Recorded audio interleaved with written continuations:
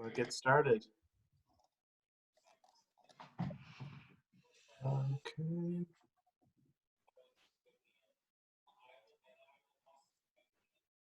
All right.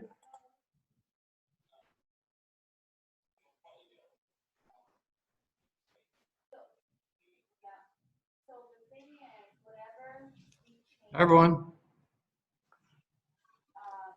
We're getting good at this, huh? Our daily routine.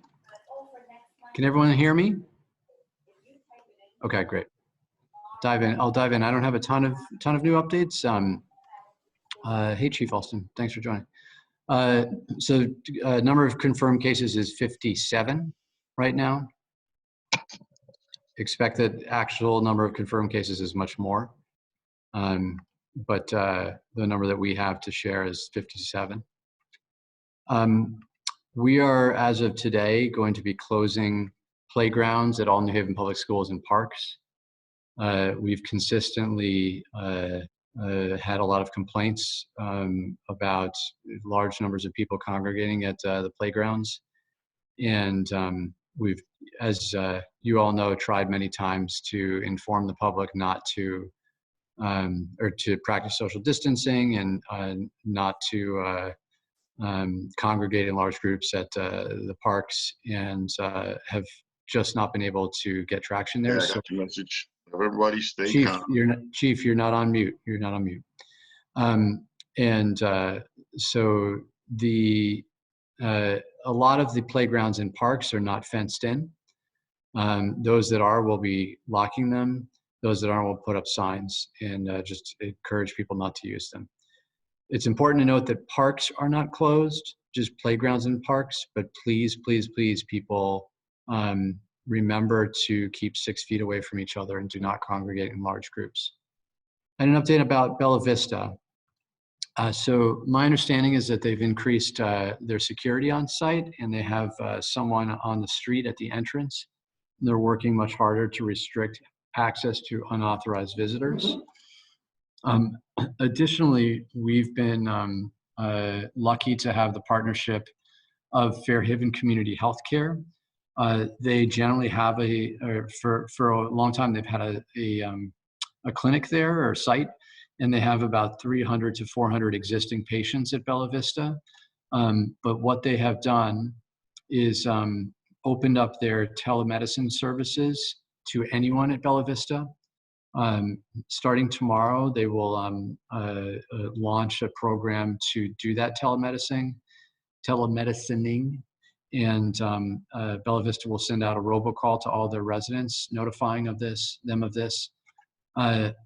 They have the capacity to do a COVID test, and if they deem that is needed, they will do so. They're also putting a lot of flyers out to notify people of the medical resources that they can provide. And one other thing to note that's in progress is we're working in partnership with Fairhaven Health and others to help residents at Bella Vista that may have food needs. This is a work in progress, but this is something that we think is very important to facilitate people having access to basic needs and not being forced to go off-site to grocery stores, for example, to purchase food. I don't have any other updates. So unless anyone on our team has any other updates, I will open it up to questions.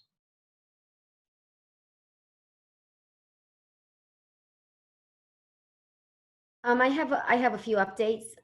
Okay, so let's go to Director Bond first, and then we'll go to Paul, and then Shayna, and then Mary. So good afternoon. Actually, within the last 30 minutes, I received an updated report on our cases. We are now at 71 cases. Based on the data that I'm looking at, 41% of them are ages 25 to 49, 31% are 65 and over. And so we just need that report. And so I just wanted to also add and contribute to the most recent since our meeting that we had this morning, Mayor. Thank you, Director Bond. Paul. Thank you, Justin. On the playgrounds, how is this going to be enforced? it seems very difficult to stop people when they're there, right? Are you going to have police officers, park workers? Similar to other enforcement, you're right, it is very challenging. We're not going to be arresting people, of course, or fining people at this point, but we will have a police officer go out if we get reports of a lot of people on playgrounds asking people to disperse. Gotcha. And that includes school playgrounds, right? Correct. Thank you. Thank you. Go ahead, Shanna. Hey, Mayor, thanks for taking my question. I do appreciate it. Just checking in about any first responders that you know of, or what's the status on having first responders move into Yale, or any kind of new facilities that you guys are talking about as far as helping with the overflow and just addressing the issue in the city. Do you have any update to that? So we are still moving forward with the plan to partner with the University of New Haven on housing first responders that may have been exposed but do not yet test positive for COVID-19. So that plan has not changed. I defer to both of the chiefs that are on the call if they have any other updates on their side. No, currently that is the plan. We do have some who have been tested and awaiting results. As you know, the labs are backed up, and so we're just waiting results on them. None that we have determined to be quarantined or isolated, other than isolation. So just to clarify, they haven't tested positive, or they haven't shown symptoms. Can you just kind of clarify what it's for again? All right, so some have shown symptoms and have been tested. They are self-isolating at this time. We are waiting roughly 8 firefighters that we are waiting tests now. Prior to that, 2 were tested and they were tested. Correct. But there are firefighters that are exhibiting symptoms. Gotcha. It's taking quite a long time for us to get the test results back. Chief Great. Reyes, do you have anything to add here? No, just to add to that, we have an additional 2 individuals that we're waiting for test results. We do have others that, some that have displayed symptoms, some that are just taking precautionary measures because of suspected exposures, but none confirmed at this time. We're just awaiting test results. Thank you. Director Bond, did you have something to add? No, not like me. Okay. I think I saw Mary next. Yes. The firefighters, the 8 firefighters, have they been tested and they're just awaiting the results? Have been tested. We're awaiting the results. Okay. I have another question. I'm just right after you had the press conference yesterday, a statement came out from President Salave offering 300 beds at the university. Did he contact you personally, or was that was his first public statement on it, or first statement on it?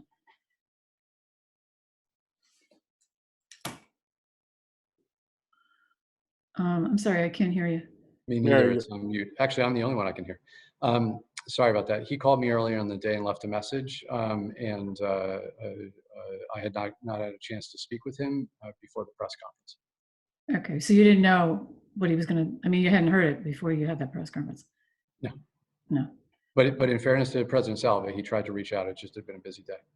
Right. So what about his offer? Is that something he'll take up? Do you need it, or do you need it for other people homeless as opposed to? I think our team is evaluating it. There's a lot of moving parts here.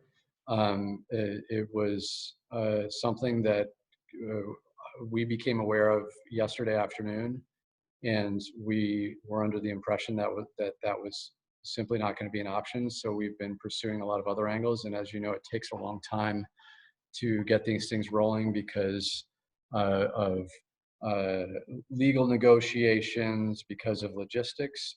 So for us to just change course all of a sudden on some of the planning that we're doing doesn't make sense. It's good that we know that that's an option. All right, and just on Southern, I know you brought that up yesterday too. With that also, and that's something you're working on with the state, is that mainly for the firefighters and police? And I don't know if I there's. think that you need to check with the state on that and get more information from them. Okay. Um, Actually, if I can, Mayor, my understanding is that the southern facility is being utilized for the state police primarily. Okay. But we have been in contacts with our partners over at Southern, and should we need it, that could be a possibility, but primarily it's for the state police at this point. All right. Thank you. I just would confirm that information because I've heard some different things, but I don't feel that it's appropriate for me to share. I think it's more of a state question. So I would confirm with the state before fully reporting on what's going on there. Okay. And, I mean, you're talking about Bella Vista and helping people there get the food they need, get deliveries of water so they don't have to go out. And you said, are there other sites too that you're concerned about? With food?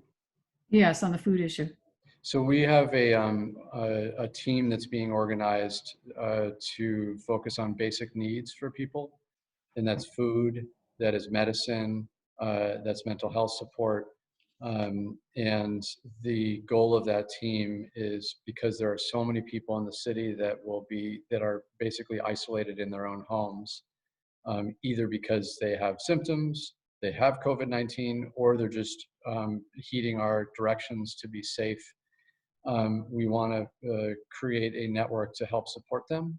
And so our team is working hard to develop a kind of logistical model for making sure that people have the resources that they need as much as we can provide them.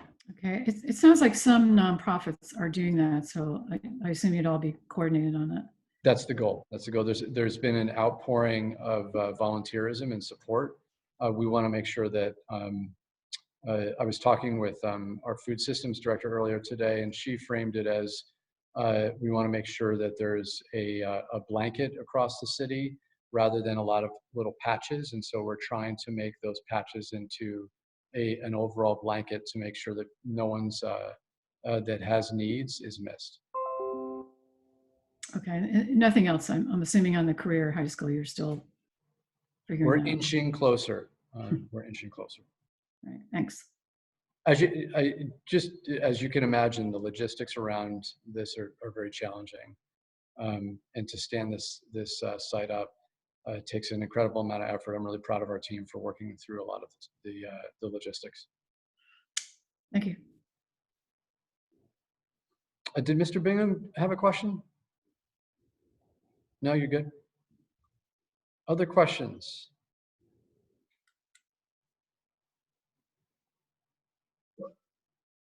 Hi, Hey, Doug Stewart from Fox 61. To clarify, you started out by saying 57 cases and then Ms. Bond said 71 cases. Is that correct?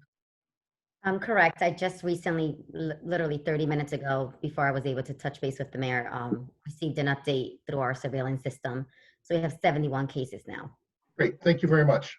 You're welcome. other questions? Mayor Shana raised her hand. Thank you, Chief. Go ahead, Shannon. Thank you, Chief. Thank you, Mayor.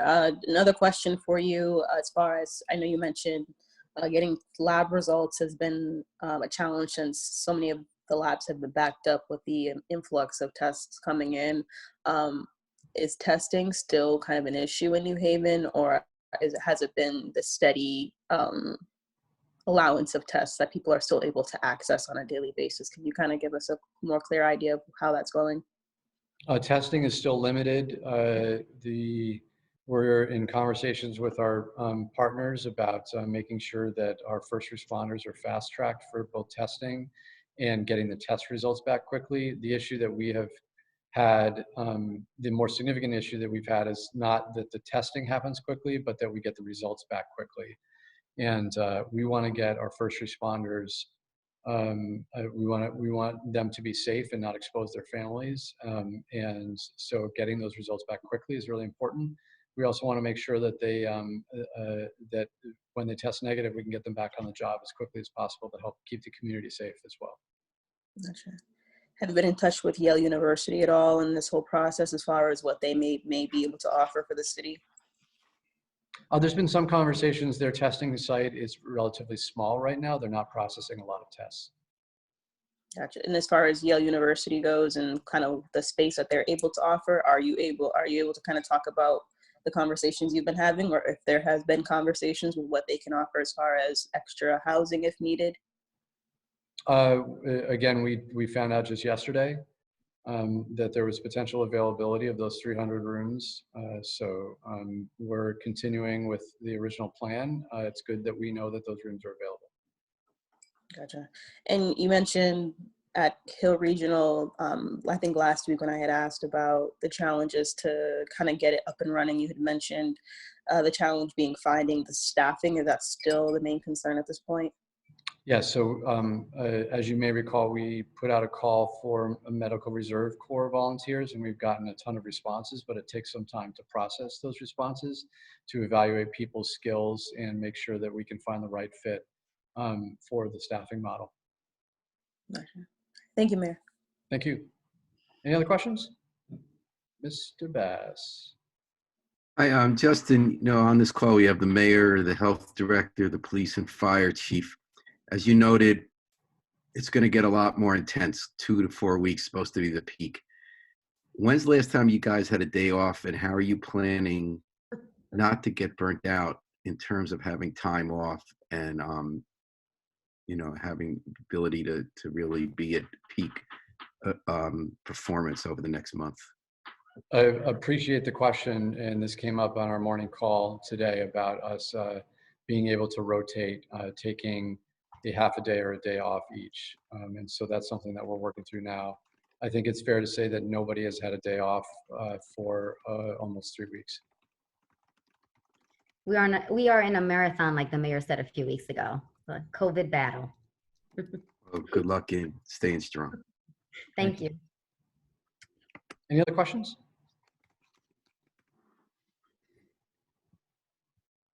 Going once, going twice. Thanks, everyone. We'll talk to you soon. Thank you.